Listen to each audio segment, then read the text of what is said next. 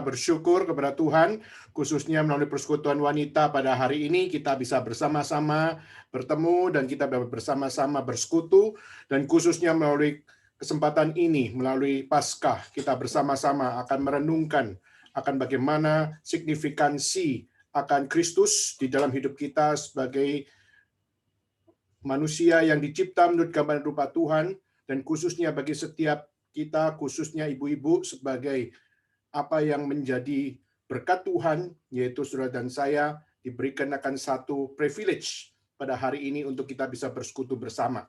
Nah, saudara, hari ini kita akan bersama-sama untuk melihat apa yang menjadi tema kita pada hari ini, yaitu kebangkitan Kristus mengalahkan maut.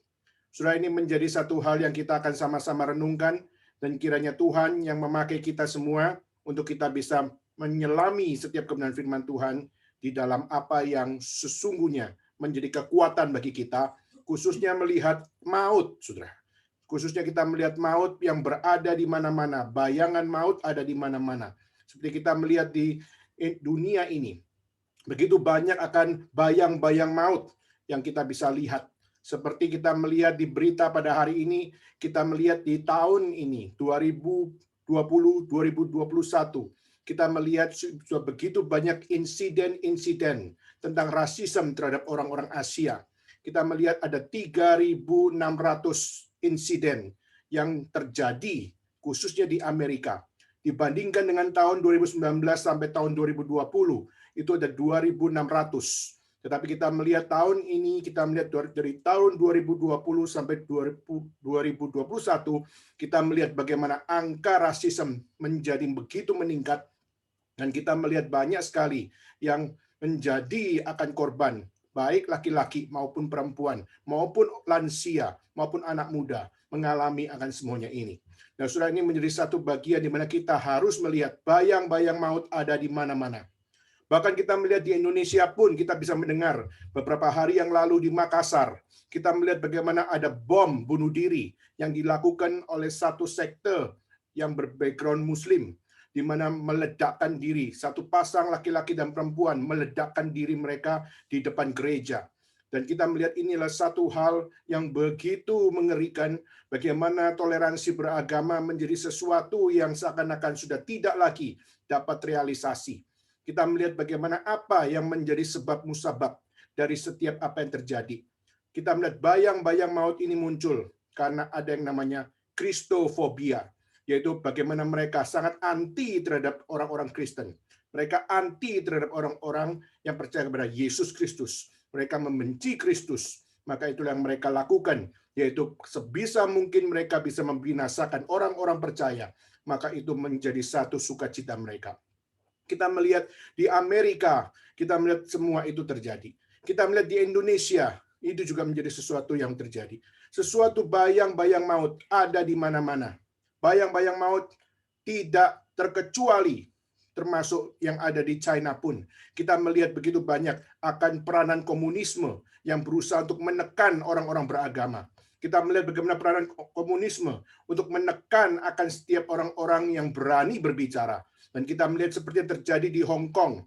Kita melihat Hong Kong yang selama ini memiliki satu nuansa demokrasi, tapi kita juga melihat sekarang, kita melihat komunisme mulai mengatur dan mengobrak-abrik akan setiap sistem, baik sistem pemilu, sistem hukum, dan sebagainya. Sehingga kita melihat Hong Kong pun tidak punya lagi akan satu hal kemerdekaan seperti masa lampau. Tetapi sekarang mereka pelan-pelan mulai dikontrol oleh komunisme, dikontrol oleh mainland China, dan begitu banyak akan setiap apa yang menjadi prinsip-prinsip kehidupan mereka sudah mulai dibawa di dalam bayang-bayang mainland China, di dalam bayang-bayang akan komunisme.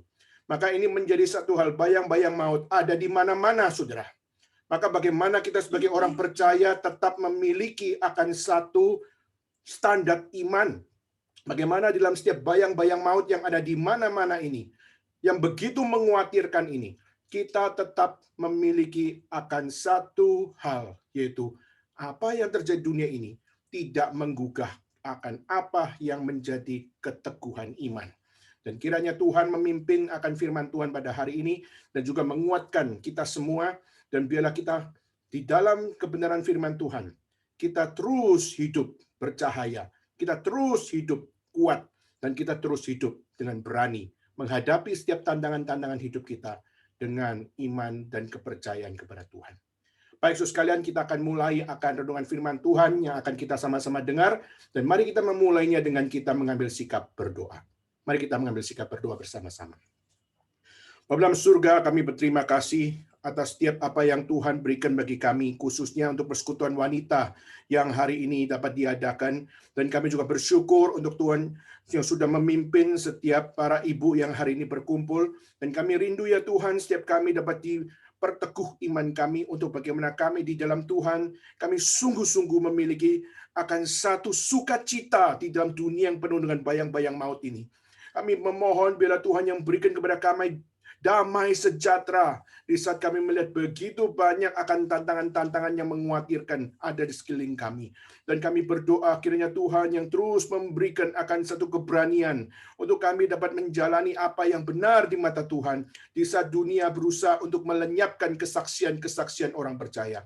Tuhan, biar Engkau yang mendengar doa kami. Dunia begitu crowded, dunia begitu complicated, tapi kami berdoa, biarlah Tuhan, biarlah firman-Mu hari ini sekali lagi menguatkan kami, supaya kami dapat setia kepada kemenangan Kristus, dan kami tidak terjebak oleh apa yang menjadi bayang-bayang maut, tetapi kami hanya mau dipimpin di dalam kemenangan Kristus, di dalam kami menghadapi setiap hidup kami. Terima kasih ya Tuhan, inilah doa seru kami yang kami serahkan di dalam nama Yesus Kristus. Kami bersama-sama berdoa, kami bersama-sama bersyukur kepada Tuhan. Amin. Baik, saudara sekalian, mari kita bersama-sama membuka satu bagian dalam kitab suci. Mari kita bersama-sama membuka di dalam 1 Korintus. Dan mari kita bersama-sama membuka dalam 1 Korintus pasal yang ke-15. 1 Korintus pasal yang ke-15. Saya akan mengajak saudara sekalian untuk membaca ayat 24 sampai ayat 34. Lalu nanti saya juga akan mengajak saudara sekalian untuk membaca khususnya di dalam ayat 54 dan 55. Baik saudara sekalian, 1 Korintus pasal 15 ayat 24 sampai 34. Saya akan membacakan, dan saudara sekalian dimanapun saudara berada juga bisa membacakan di tempat saudara sekalian. Oke, mari kita membaca ya ayat 24 sampai 34. Kemudian tiba kesudahannya, yaitu bila mana ia menyerahkan kerajaan kepada Allah Bapa, sesudah ia membinasakan segala pemerintahan, kekuasaan, dan kekuatan. Karena ia harus memegang pemerintahan sebagai raja, sampai Allah meletakkan semua musuhnya di bawah kakinya. Musuh yang terakhir yang dibinasakan ialah maut, sebab segala sesuatu telah ditaklukkannya di bawah kakinya. Tapi kalau dikatakan bahwa segala sesuatu telah ditaklukkan, maka teranglah bahwa dia sendiri yang telah menaklukkan segala sesuatu di bawah kaki Kristus itu tidak termasuk di dalamnya. Tetapi kalau ada segala sesuatu telah ditaklukkan di bawah Kristus, maka ia sendiri sebagai anak dan akan menaklukkan dirinya di bawah dia yang telah menaklukkan segala sesuatu di bawahnya, supaya Allah menjadi semua di dalam semua. Jika tidak demikian, apa faedahnya perbuatan orang-orang yang dibaptis bagi orang mati? Kalau orang mati sama sekali dibangkitkan, mengapa mereka mau dibaptis bagi orang-orang yang telah meninggal? Dan kami juga mengapakah kami setiap saat membawa diri kami ke dalam bahaya? Saudara-saudara, tiap-tiap hari aku berhadapan dengan maut. Demi kebanggaanku akan kamu dalam Kristus Yesus Tuhan kita, aku katakan bahwa hal ini benar. Kalau hanya berdasarkan pertimbangan-pertimbangan manusia saja, aku telah berjuang melawan binatang buas di Efesus. Apa gunanya hal itu bagiku? Jika orang mati dia dibangkitkan, maka marilah kita makan dan minum, sebab besok kita mati. Jangan kamu sesat. Pergaulan yang buruk menyebabkan kebiasaan yang baik. Dan biarlah engkau kembali sebaik-baiknya, dan jangan berbuat dosa lagi. Ada di antara kamu yang tidak mengenal Allah. Hal itu kukatakan supaya kamu merasa malu. Lalu ayat 54 dan 55, saudara sekalian, kita membaca juga akan dua ayat ini. Dan sesudah yang dapat binasa ini mengenakan yang tidak dapat binasa, dan yang dapat mati ini mengenakan yang tidak dapat mati. Maka akan genaplah firman Tuhan yang tertulis, maut telah ditelan dalam kemenangan. Hai maut, di manakah kemenanganmu? Hai maut, di manakah sengatmu? Sekian pembacaan firman Tuhan pada hari ini. So sekalian, kita hari ini menghidupi akan satu kehidupan di dalam 1 tahun terakhir ini, era pandemik menjadi satu konteks di mana kita berada di dalam new normal experience, di mana kita biasanya bisa bertemu muka dengan muka, tapi akhirnya karena ada prosedur yang ditegakkan oleh pemerintah supaya kita bisa menjaga diri, tidak menjadi carrier bagi orang lain, tidak menularkan kepada orang lain jika kita terkena, dan sebagainya. Maka new normal experience menjadi sesuatu yang pada saat kita melihat dalam 1 tahun terakhir ini, kita menjadi orang-orang yang berada di dalam kebiasaan-kebiasaan yang sebenarnya tidak normal sebenarnya. Kenapa? Karena biasanya kita sebagai makhluk komunikasi, sebagai kita makhluk yang berkomunitas, maka segala sesuatu yang biasanya kita lakukan dengan kita bertemu muka dengan muka, tetapi semua menjadi terbatas. Meskipun kita melihat secara virtual, kita bisa menembusi banyak akan jarak, kita bisa menembusi banyak akan ruang, tetapi saudara, di dalam segala apa yang terjadi dalam secara virtually ini, kita juga memiliki keterbatasan-keterbatasan yang ada. Di saat kita persekutuan hari ini, kita nggak bisa face to face secara physically. Lalu pada saat anak-anak kita sekolah pun nggak bisa sekolah dengan secara physically. Tapi anak-anak kita juga sekolah dengan secara virtually. Dan kita melihat sendiri, sekolah dengan secara virtually ada keterbatasan demi keterbatasan. Dan kita melihat juga untuk beribadah pun sama. Di dalam beribadah pun kita juga melihat bagaimana kita bergereja, di mana kita merayakan hari Sabat bersama, tapi semua juga menjadi sesuatu yang terbatas. Karena apa? Secara virtually kita bisa menembusi begitu banyak piksel-piksel. Tetapi kita juga melihat secara physically kita hanya berhadapan dengan laptop kita berhadapan dengan handphone kita berhadapan dengan media kita. Nah, saudara, di era pandemik ini, new normal experience ini memberikan banyak hal-hal yang akhirnya kita menjadi orang-orang yang bermasalah. Saudara, kita melihat catatan-catatan, khususnya dari para psikolog-psikolog, memberikan akan satu rentetan permasalahan di era pandemik ini. Kita melihat era pandemik ini banyak membuat manusia mengalami beberapa hal. Yang pertama, yaitu 27% adalah manusia, khususnya setiap student atau setiap orang-orang yang mengikuti akan kelas atau mengikuti akan satu seminar dan sebagainya. Mereka mengalami masalah di dalam bagaimana mereka belajar. Kita melihat bagaimana para student hari ini banyak sekali bergumul. Karena apa? Mereka mengalami satu masalah belajar. Mereka tidak bisa konsentrasi, mereka tidak bisa mengikuti dengan begitu cepat, dan mereka melihat bagaimana segala sesuatu di dalam akan pendidikan mengalami permasalahan. Di satu sisi, secara virtually adalah sesuatu yang efisien. Tapi satu sisi yang lain, juga ada yang namanya satu hal, bagaimana fokus atau konsentrasi adalah sesuatu yang bisa kacau luar biasa, khususnya jika hanya mengabsolutkan apa yang namanya pendidikan secara virtual. Lalu kedua, saudara, kita melihat bagaimana para psikolog berusaha untuk mengkaji. Masalah kedua adalah 23% atau 24% adalah mereka mengalami keluhan stres. Kenapa? Karena mereka tidak keluar rumah, mereka yang biasanya bisa berkeliling, mereka yang biasanya setiap hari keluar, mereka yang setiap hari biasanya memiliki akan satu aktivitas-aktivitas yang begitu limpah. Lalu saudara, tiba-tiba mereka harus di lockdown, atau mereka sewaktu-waktu mereka berada dalam satu kondisi di mana mereka tidak boleh keluar rumah dan sebagainya. Nah, saudara, stres demi stres muncul. Dan akhirnya kita melihat kehidupan stres ini secara 24% menjadi satu permasalahan tertinggi, khususnya di dalam setiap apa yang terjadi pada kehidupan manusia pada secara general. Ketiga, yaitu adalah keluhan tentang kecemasan. Kurang lebih 19% dikatakan adanya setiap orang, khususnya di era pandemik ini, gampang cemas, gampang khawatir, gampang untuk memikirkan hal-hal yang negatif, dan gampang sekali untuk down. Secara semangat mereka down, secara akan satu energi mereka down, dan juga secara akan inisiatif mereka pun mereka mengalami down. Nah, saudara, ini adalah sesuatu yang secara psikologi mereka mencatatnya. Keempat, yaitu adalah mereka mencatat adanya mood swing 9,1% kira-kira, yaitu adalah secara mood mereka mengalami tidak stabil. Secara mood mereka mengalami akan satu hal, mereka mudah marah, lalu secara mood mereka menjadi tidak bisa mengontrol diri, mereka menjadi seseorang yang sangat sensitif, dan kita melihat mereka menjadi orang-orang yang juga di dalam kondisi pandemik ini, mood swing membuat mereka menjadi bosan dan sebagainya. Dan saudara, itu adalah sesuatu yang real, dan saya percaya dari poin 1 sampai poin 5 tadi, saudara, saya percaya saudara pun bisa kira-kira mencicipi akan salah satu atau mungkin salah dua atau semuanya mungkin. Saudara mengalami semuanya itu. Dan juga saudara, lalu berikutnya adalah keluhan somatis. Itu kurang lebih ada 4,7%. Yaitu adalah keluhan somatis itu apa? Somatis itulah merasa sakit di tubuh, tapi nggak diketahui sebabnya secara medis apa.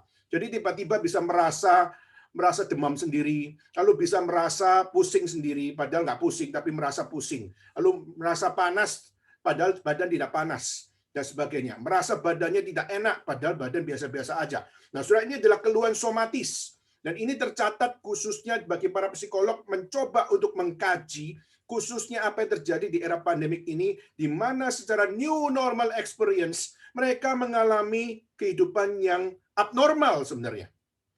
Jadi mereka mengalami hal-hal yang sebenarnya kalau kita bisa katakan adalah mengalami something shock di dalam apa yang mereka hidupi. Nah, saudara, dan dari semua itu, para psikolog memberikan akan satu kajian, yaitu apa? Dari seluruh masalah belajar, dari seluruh masalah stres, dari seluruh masalah kecemasan, dari masalah mood swing, lalu juga gangguan akan kecemasan tersebut, lalu juga somatis. Semua itu kenapa bisa terjadi, saudara?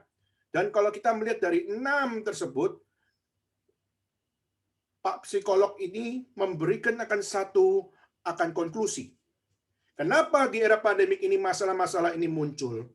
Karena satu hal, yaitu setiap mereka merasa diri tidak berguna di era pandemik ini. Mereka merasa hidup di dalam ketidakpastian di era pandemik ini. Mereka merasa segala sesuatu unpredictable.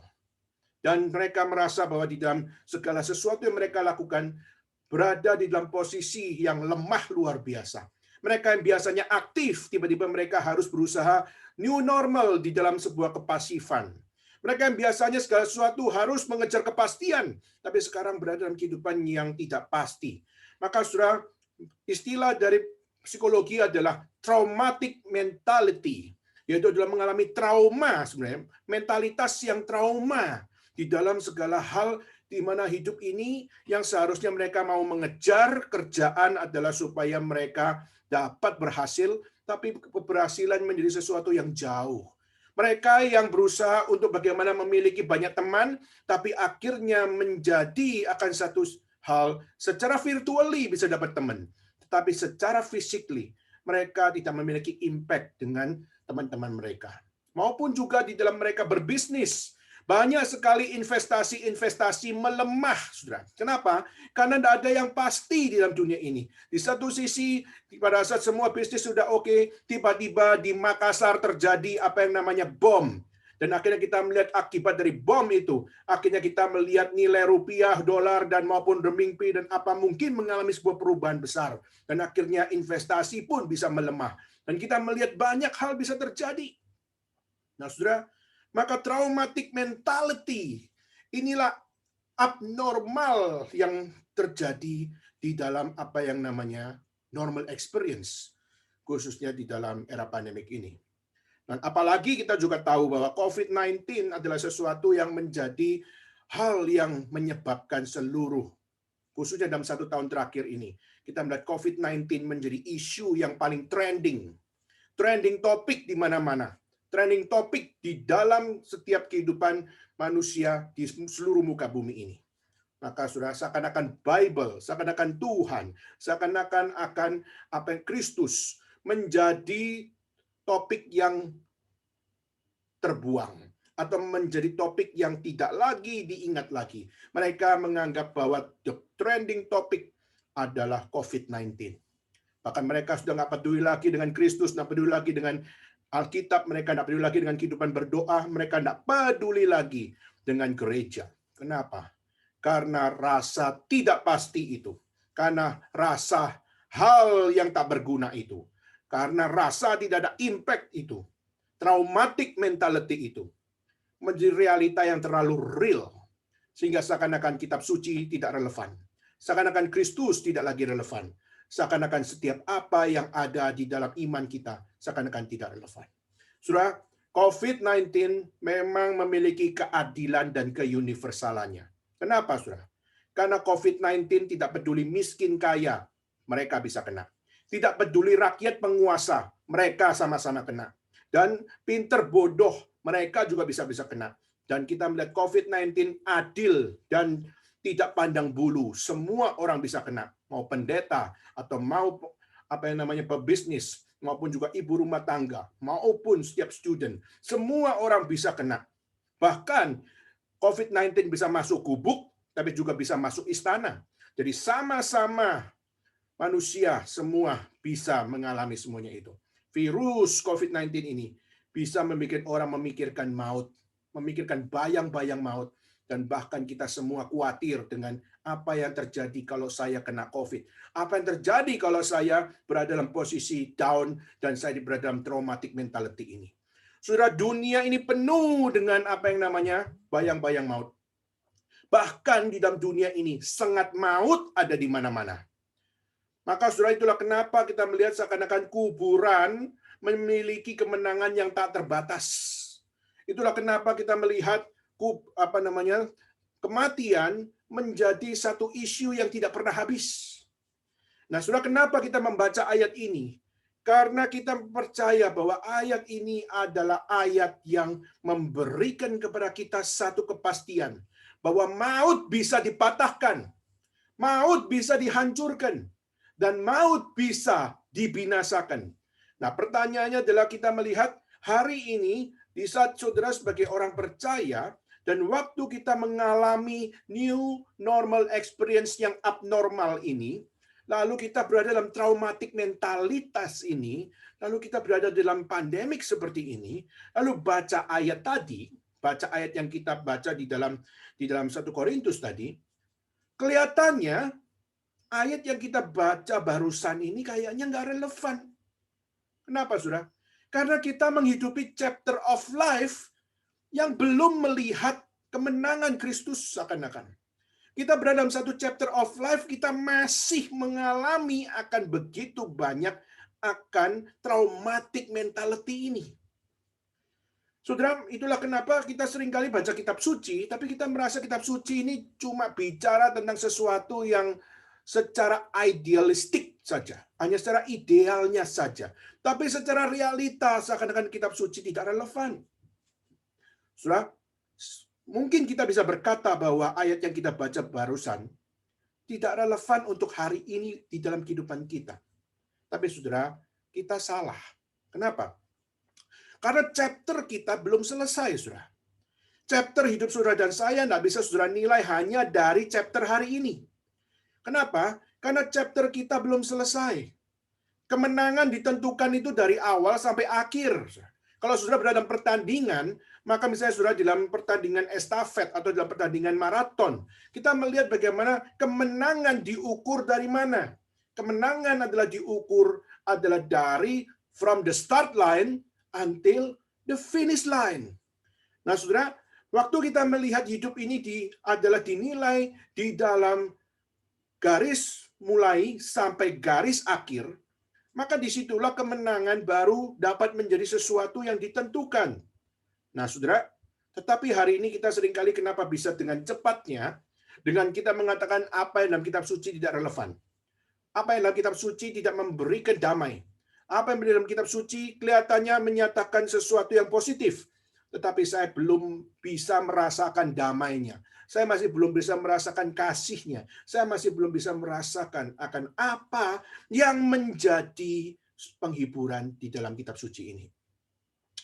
Saudara, kita seringkali menjadi orang-orang yang masih menilai bahwa dunia ini penuh dengan ketakutan dan kematian. Dan itu menjadi sesuatu yang kita tidak bisa konekkan dengan firman Tuhan. Saudara, tadi saya mengatakan, kemenangan baru bisa dapat ditentukan di saat dari awal sampai akhir kehidupan kita. Kita sudah menyelesaikan semuanya. Maka disitulah ada sebuah reward. Dan reward itu adalah engkau menang atau adalah engkau kalah. Nah, saudara, itulah juga menjadi dalam kehidupan saudara dan saya. Hari ini seringkali kita merasa takut akan kematian. Kita takut akan maut. Karena kita melihat kehidupan orang lain. Kita seringkali melihat kehidupan orang lain dan kita menilai menurut pemikiran kita. Sehingga akhirnya waktu kita melihat orang mengalami segala sesuatu, kita khawatir. Dan waktu kita khawatir, akhirnya kita kehilangan akan pegangan di dalam hidup kita. Saudara, di dalam teologi reform, kita melihat bagaimana hidup kita semua adalah bergantung kepada wahyu Tuhan. Dan di dalam teologi reform mengatakan bahwa kita menerima dua wahyu. Pertama adalah general revelation, yaitu adalah wahyu umum. Di mana wahyu umum Tuhan memberikan akan ciptaannya kepada manusia. Dan meskipun manusia jatuh di dalam dosa sekalipun, baik orang benar maupun orang bebal, mereka mengalami akan satu hal yang sama, yaitu apa? Mereka menerima matahari yang sama, mereka menerima bulan yang sama, mereka menerima akan hujan yang sama, mereka menerima udara segar bersama-sama, mereka menerima air bersama-sama, mereka bisa menikmati akan sepoi-sepoinya akan embun pagi bersama-sama. Maka saudara, secara general revelation, wahyu umum, mereka menerima akan apa yang namanya satu anugerah secara umum. Semua mengalaminya. Tetapi saudara, di dalam teologi reform juga ada yang namanya special revelation. Special revelation yaitu wahyu khusus. Dan di dalam wahyu khusus, di mana Tuhan menyatakan akan apa yang spesial, khususnya kepada orang-orang percaya. Jadi, special revelation adalah wahyu khusus yang diberikan hanya kepada siapa? Hanya kepada orang-orang percaya, di mana setiap mereka diberikan akan apa yang namanya panduan. Mereka diberikan teladan, mereka diberikan akan kemenangan, mereka diberikan akan kepastian, mereka diberikan keselamatan, mereka diberikan hidup yang baru, yaitu di dalam Kristus.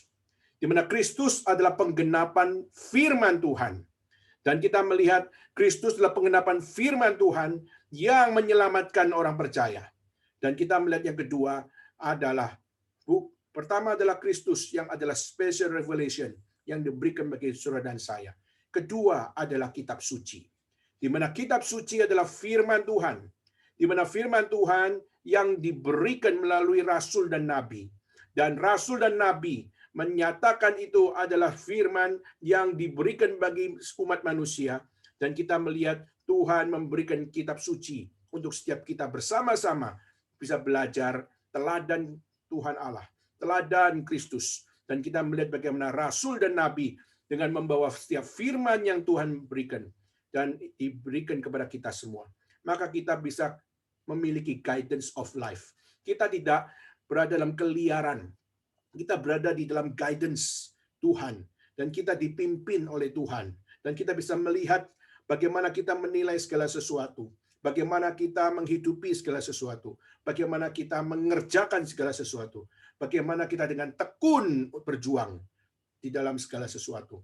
Dan semuanya itu dinyatakan oleh Tuhan Allah. Memang, saudara, kitab suci menyatakan bahwa apa yang Tuhan nyatakan itu kita tidak bisa pahami secara total. Kenapa? Karena saudara dan saya berada di dalam posisi di mana saudara masih adalah manusia yang berdosa. Meskipun Tuhan menyatakan keselamatan kepada kita, tapi di dunia ini kita masih berada dalam posisi sebagai manusia berdosa. Tapi Tuhan memberikan jaminan, Tuhan menyatakan kemenangan atas maut. Maka disitulah Tuhan Yesus memberikan akan konfirmasi bahwa maut yang kita hidupi, khususnya di dalam bayang-bayang maut di sekitar kita, lembah-lembah maut di sekitar kita, kita percaya bahwa maut hanya dapat dihancurkan, dipatahkan, dan dibinasakan hanya di dalam Kristus. Tapi Di dalam konteks kita sebagai manusia dalam dunia ini, kita masih berada di dalam bayang-bayang maut ini. Tetapi kita belajar hidup suci, kita belajar hidup benar, kita belajar hidup sesuai firman Tuhan. Maka secara progresif, apa itu progresif, saudara?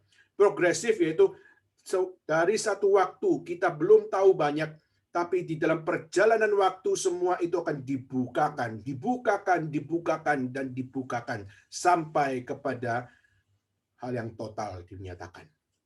Maka saudara, hari ini saya akan men-sharingkan 3 poin untuk kita semua.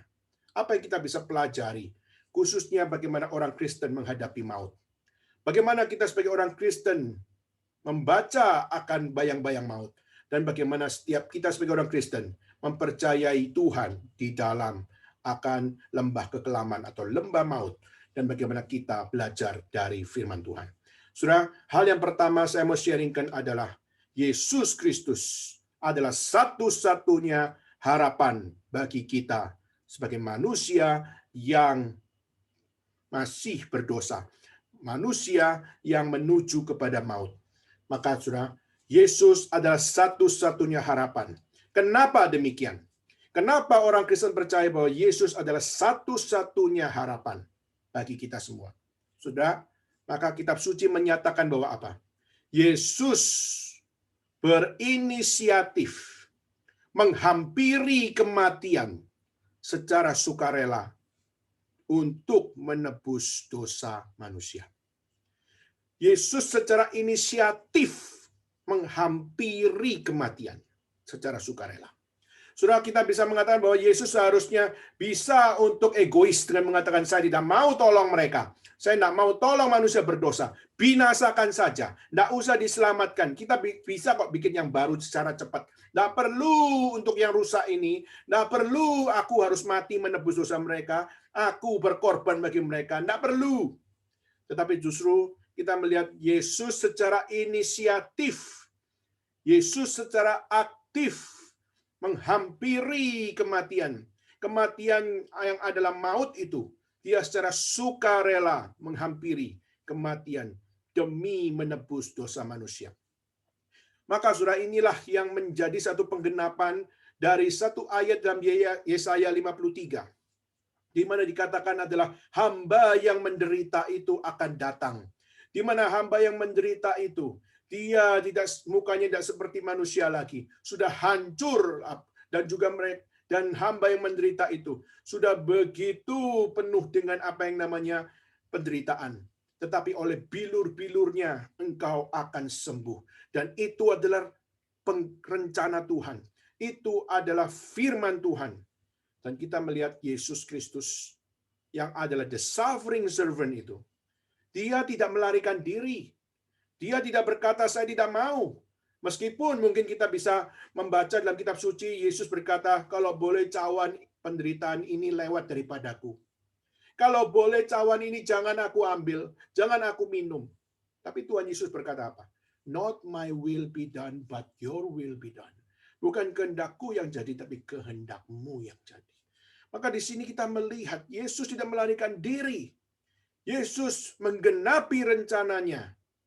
Dan waktu Yesus menggenapi rencana Tuhan, maka dia dengan inisiatif menghampiri kematian secara sukarela, menghampiri kematian, dan juga dia secara aktif dan juga secara akan inisiatif menghadapi maut. Nah, saudara, ini menjadi satu pelajaran bagi saudara dan saya pada hari ini, yaitu apa? Bagaimana dengan saudara dan saya hari ini? Apakah kita adalah orang-orang percaya yang menggenapi rencana Tuhan? Atau saudara dan saya adalah orang Kristen, orang percaya, tapi kita tidak mau menggenapi rencana Tuhan. Kita hanya mau menggenapi rencana diri. Maka saudara, tidak sedikit, banyak sekali orang-orang Kristen yang menyatakan I am believer, tapi justru saya hidup di dalam compromise life. Di mana saya menghidupi akan kehidupan yang penuh dengan kompromi. Dan banyak hal kita menghidupi kompromi tersebut, akhirnya kita menjadi orang-orang yang kehilangan akan satu hal, yaitu apa? Kita kehilangan prioritas di dalam kehidupan kita. Saudara, saya kemarin menerima akan satu WA, saudara, saya menerima satu WA di mana menceritakan tentang apa, saudara?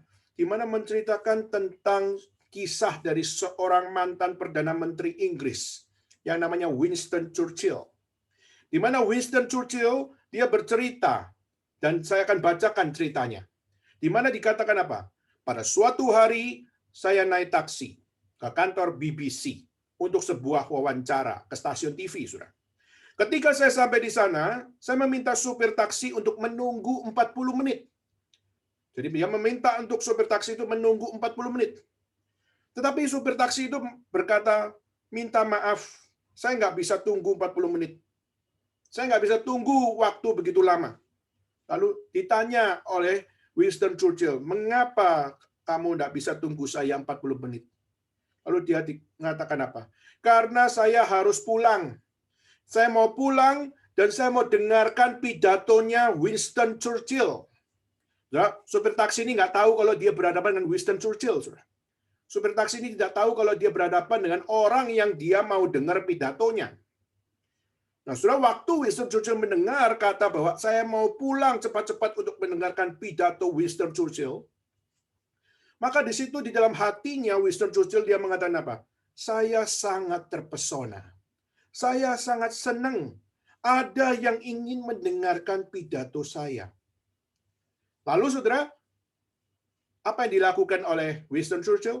Maka Winston Churchill memberikan 20 pound sterling, jumlah yang sangat besar waktu itu, tanpa dia cerita bahwa saya adalah Winston Churchill, tapi dia memberikan uang 20 pound sterling kepada sopir taksi itu. Nah, saudara, waktu supir taksi itu menerima uang itu, dia terkaget-kaget karena 20 pound sterling di zaman itu adalah tinggi luar biasa. Akhirnya, saudara, satu kalimat berikutnya mengagetkan Winston Churchill. Saudara tahu apa yang terjadi? Lalu akhirnya dia mengatakan, waktu terima uang itu, supir taksi itu mengatakan, Pak, saya siap menunggu berjam-jam sampai Anda kembali, Tuan. Persetan dengan Winston Churchill. Wah, saudara, kalimat itu adalah kalimat yang mengagetkan Winston Churchill. Saya siap menunggu berjam-jam sampai Anda kembali, Tuan. Persetan dengan Winston Churchill. Saya tidak mau dengar kamu 20 pound sterling ini lebih besar daripada keinginan saya untuk dengar Winston Churchill. Nah, saudara, dan waktu Winston Churchill mendengar kalimat itu, kaget luar biasa. Dan akhirnya, saudara, dari kisah itu muncul sebuah pembelajaran, yaitu apa? Terkadang prinsip manusia itu gampang sekali berubah. Kadang-kadang kita punya konsep prinsip yang, waduh, kita merasa bahwa saya harus kejar ini, saya harus kejar itu.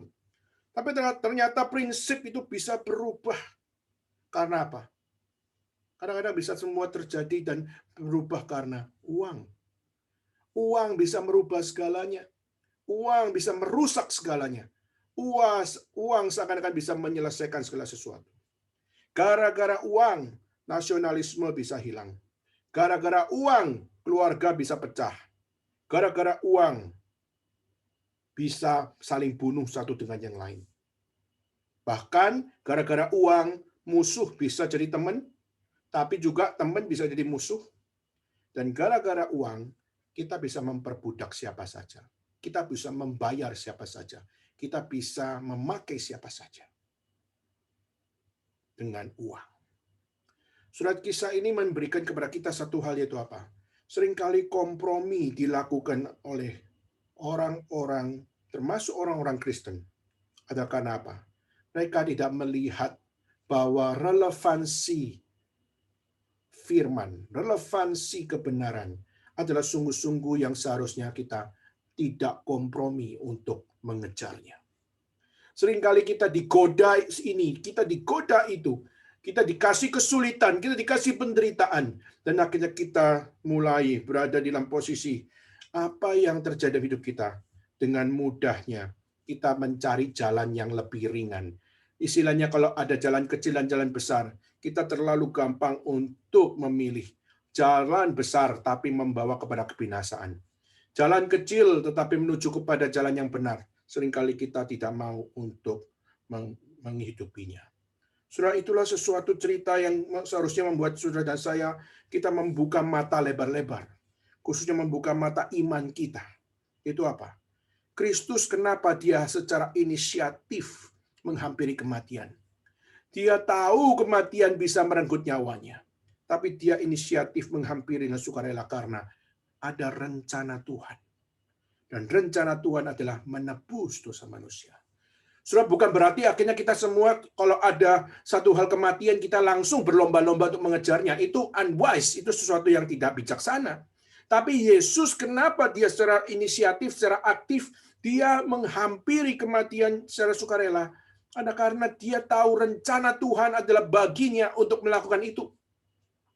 Dan kita melihat kematiannya justru bukan kematian yang menjebloskan kita di dalam neraka.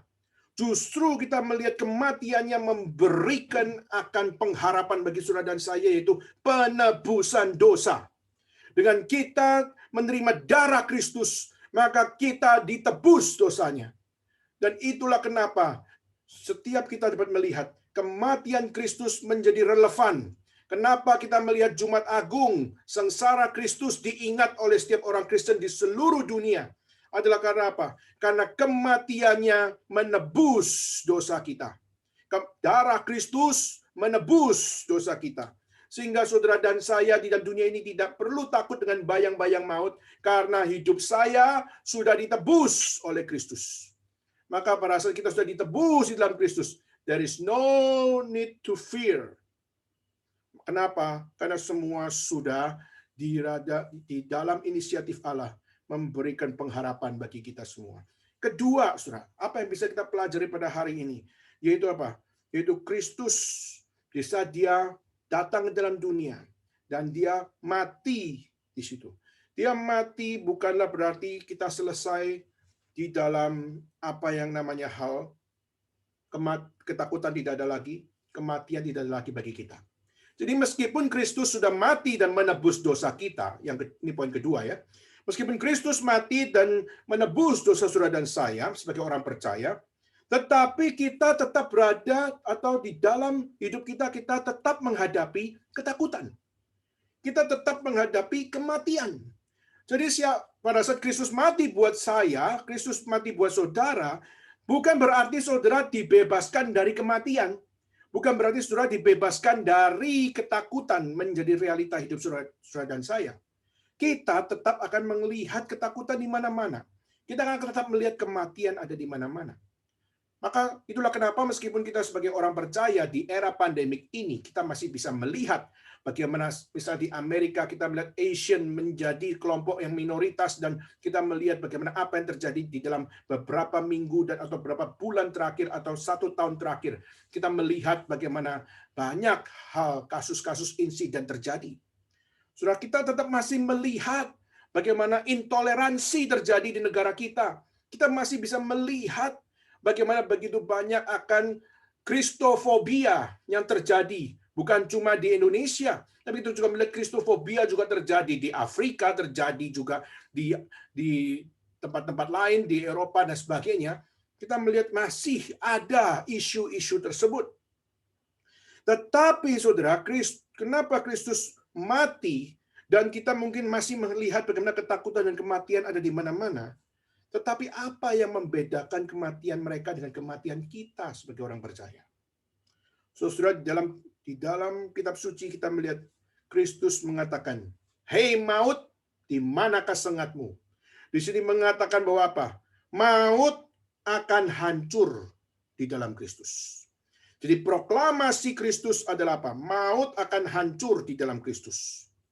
Maut di sini bicara soal apa, saudara? Physical atau bicara tentang rohani atau spiritual. Kenapa orang banyak takut mati, saudara? Kenapa banyak orang takut di dalam satu hal maut? Kalau kita melihat maut semua ditakuti oleh manusia, kenapa? Karena setelah mereka mati, mereka tidak tahu apa yang terjadi after death. Apakah ada life after death? Atau justru ada yang adalah fire after death, yaitu adalah adanya neraka, atau mereka juga percaya bahwa ada surga dan sebagainya. Nah, saudara, mereka tidak punya kepastian, mereka tidak punya keyakinan. Sehingga setelah mati mereka tidak bisa untuk memiliki akan berita future tentang apa yang akan terjadi. Tetapi saudara, Yesus Kristus, dia adalah penebus dosa. Tapi dia bukan hanya sekedar menebus dosa manusia, tapi dia adalah menang atas maut. Di mana dalam kitab suci dikatakan dia turun di dalam kerajaan maut. Itu juga muncul dalam pengakuan iman rasuli. Itu dia turun dalam kerajaan maut untuk apa? Untuk menyatakan proklamasi bahwa apa? Memang setiap orang semua harus jatuh di dalam maut. Kenapa? Karena semua orang dalam dosa. Tapi Kristus justru memproklamasikan bahwa di dalam Kristus orang-orang percaya tidak akan berada di neraka. Tetapi di dalam Kristus orang-orang percaya ada di dalam tempat yang Tuhan sediakan. Ada di dalam tempat di mana Kristus menyediakannya. Jadi saudara, kita melihat kemenangan Kristus sungguh-sungguh kemenangan yang memberikan pengharapan. Justru kemenangan Kristus menunjukkan bahwa tempat orang percaya bukan di neraka, tapi tempat orang percaya ada di dalam Kristus. Dan poin ketiga, kenapa Yesus turun ke dalam maut, alam maut? Karena dia memutuskan mata rantai dosa, sehingga apa? Dia menanggung dosa orang-orang percaya, dan kita menerima tempat yang disediakan oleh Kristus, yaitu di mana? Yaitu adalah tempat Tuhan berada, yaitu di surga. Maka Yesus menyiapkan itu bagi orang percaya. Menjamin itu bagi orang percaya. Itulah kenapa maut tidak bisa mengalahkan Kristus. Karena Kristus, dia secara inisiatif, dia bukan menjadi korban dari kematian. Dia bukan menjadi korban dari maut. Bukan berarti dia yang ditarik jatuh dalam maut, tidak. Kalau manusia jatuh dalam dosa karena manusia yang menceburkan dirinya sendiri. Tapi Yesus menceburkan diri kenapa? Karena keinginan berdosa. Tapi Yesus bukan berdosa, tapi dia justru masuk ke dalam kematian, bukan melakukan dosa, tapi dia mati di situ. Dia menghadapi secara aktif maut itu karena dia menebus dosa manusia. Dan pada saat menebus dosa manusia, dia menghampiri kematian. Dan pada saat dia menghampiri kematian, dia mati, tapi dia bangkit. Dan waktu dia bangkit, dia menyatakan, aku menang atas maut, aku menang atas kematian. Maka disitulah maut tidak mungkin dapat merampas setiap sukacita dan setiap damai sejahtera bagi setiap orang-orang percaya di dalam Kristus. Dan setiap mereka yang sudah ditebus dalam Kristus, mereka bukan lagi penghuni neraka, tetapi mereka yang adalah orang-orang percaya di dalam Kristus. Mereka diputus mata rantai dosa, sehingga mereka diberikan tempat di tempat yang Yesus sediakan, yaitu adalah di surga. Itulah yang membedakan kematian orang non-believer dengan kematian believer. Maka kematian orang-orang percaya, mereka memang mati. Tetapi kematian mereka bukan kematian yang tanpa hidup. Tapi kematian mereka adalah kematian yang dijamin oleh Kristus. Yang sudah ditebus dalam Kristus. Dan mereka beroleh akan tempat di sana. So sekalian, kita tidak akan hidup seumur hidup. Kita pasti punya batas-batas di dalam kehidupan kita. Saudara, kita tidak mungkin selama-lamanya akan hidup dalam dunia ini. Saudara, kita sudah berkeluarga dan sudah punya anak. Saudara juga punya akan tanggungan dan juga harus menjaga suami, harus menjaga anak, harus memperhatikan diri juga bagaimana jadi seorang ibu rumah tangga. Kadang-kadang kita menjadi seorang mama, kita harus bagaimana belajar untuk menjadi teladan bagi anak-anak kita. Kadang-kadang kita juga mengingatkan suami, kadang-kadang suami kita pun bisa lengah. Suami kita pun juga bisa melakukan hal yang tidak berkenan di hati Tuhan. Dan kadang-kadang kita juga dipakai Tuhan untuk apa? Untuk kita mengingatkan, untuk kita membawa mereka untuk apa? Jangan lakukan apa yang dilakukan oleh penghuni neraka, tapi lakukan apa yang seharusnya dilakukan oleh penghuni surga. Maka dengan firman Tuhan, biarlah memakai saudara dan saya, untuk saudara dan saya bisa menjadi orang-orang yang mengikuti acuan yang benar. Kita mencintai firman, kita mencintai Kristus, bukan karena Kristus egois, bukan karena Kristus menjadi dewa yang minta disembah, tapi Kristus adalah Allah yang rela menebus dosamu dan dosaku. Allah yang rela datang dunia dan menyatakan kemenangan atas maut dan yang memberikan pengharapan kekal bagi kita. Sehingga kita setelah mati, kita bukan penghuni neraka, tetapi kita adalah yang diberikan privilege oleh Tuhan, diundang, dipimpin, dan dibawa untuk dapat hidup bersama-sama dengan Tuhan di surga. Adakah saudara hari ini adalah yang percaya di era pandemik ini? Memang ketakutan dan kematian menjadi berita yang sangat-sangat tidak memberikan damai bagimu. Tetapi sebagai orang percaya, Kristus mengalahkan maut. Kemenangan Kristus sungguh-sungguh mengalahkan kematian. Tidak ada lagi ketakutan di dalam Kristus. Maka masihkah engkau percaya kepada Dia? Masihkah engkau membaca firman Tuhan? Masihkah engkau peka terhadap setiap pekerjaan Roh Kudus? Masihkah engkau hidup di dalam Dia? Saudara, engkau bukan menjawab saya. Tapi saudara, dengarlah setiap apa yang sudah kita dengar di dalam khotbah pada hari ini. Dan kiranya setiap apa yang sudah saudara dengar memberikan satu reminder, memberikan alarm clock bagi kita. Untuk kita jangan lengah. Untuk kita jangan kehilangan apa yang sepatutnya sebenarnya harus menjadi kesaksian hidup kita. Tapi mari kita bersama-sama dengan hati yang kusuk di hadapan Tuhan. Bersyukur atas apa yang Tuhan sudah lakukan. Kita dikatakan umat pemenang. Yes, kita umat pemenang. Tapi bukan karena kita. Tapi umat pemenang adalah karena Kristus yang sudah memenangkan. Bukan sekedar jiwa, tapi memenangkan pengharapan bagi kita. Maka kiranya dalam era pandemik ini, kerohanian kita semakin dibakar oleh Tuhan. Kiranya di dalam era pandemik ini, cinta kita kepada Tuhan, cinta kita kepada sesama, terus dibangunkan di dalam Tuhan. Dan kiranya melalui era pandemik ini, Tuhan semakin memberikan kepada saudara dan saya sukacita menghadapi setiap tantangan-tantangan ini di dalam pertolongan Tuhan. Dan mari kita doa sama Tuhan. Tuhan, apa yang Tuhan mau saya lakukan di dalam menggenapi rencana-Mu? Apa yang saya harus lakukan? Dan biarlah saudara berdoa kepada Tuhan. Bacalah kitab suci-Mu. Mohonlah kepada Tuhan. Kenapa? Berdoa kepada Tuhan itu adalah resources bagi kita. Membaca kitab suci adalah resources bagi kita.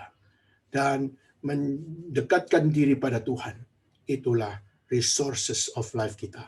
Untuk bagaimana kita hidup bijaksana.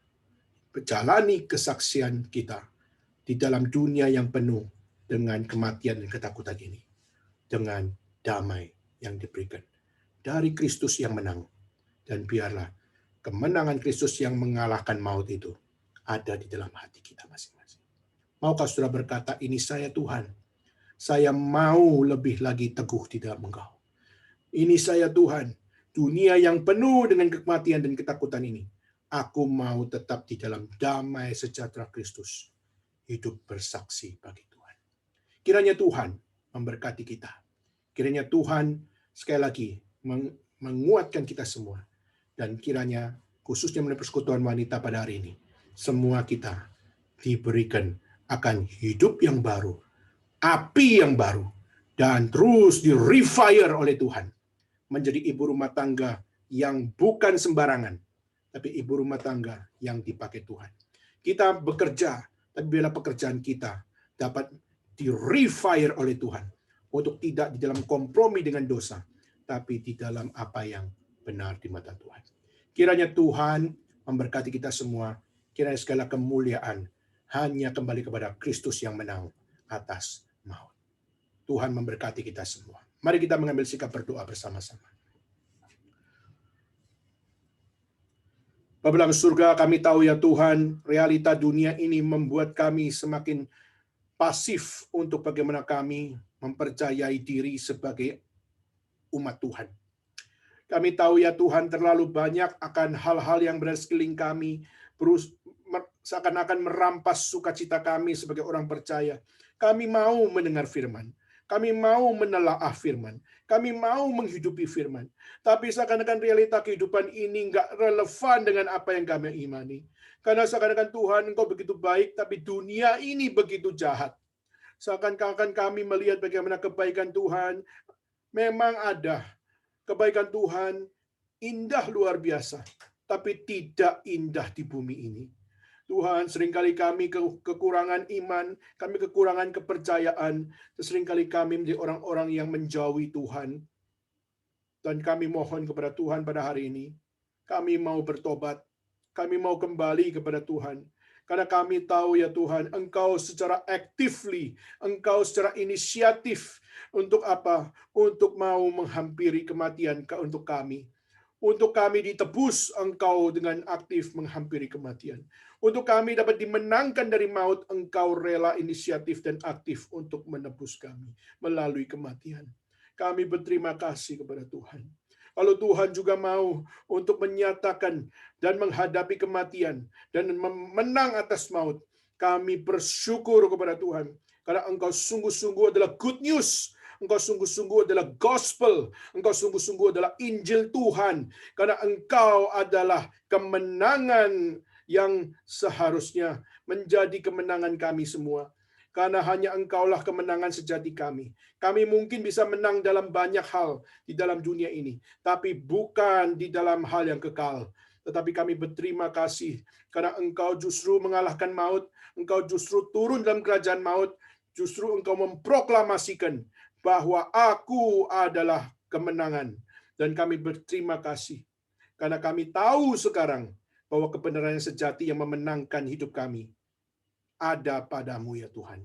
Dan kami berterima kasih kalau Tuhan di dalam kemenangan-Mu, Engkau bukan sekedar menang sendiri, tapi Engkau membebaskan kami dari rantai dosa dan memberikan kemenangan itu kepada kami orang-orang percaya.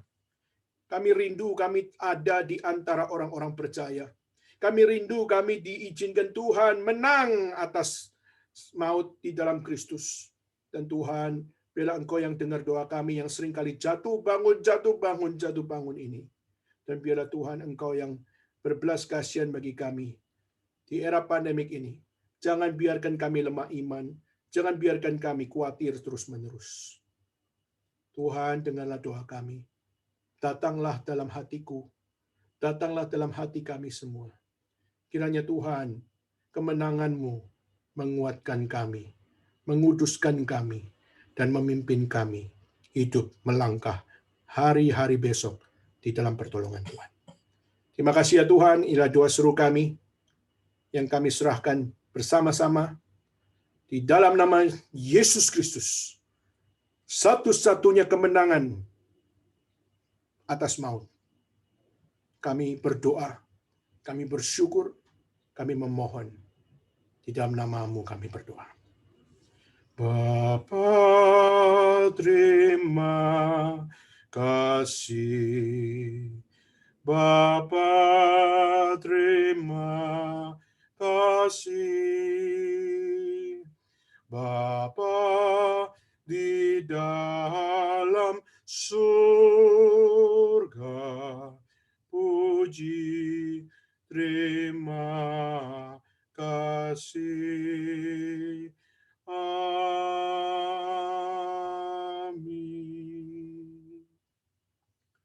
Baik, saudara sekalian, kita bersyukur kepada Tuhan. Renungan firman Tuhan sudah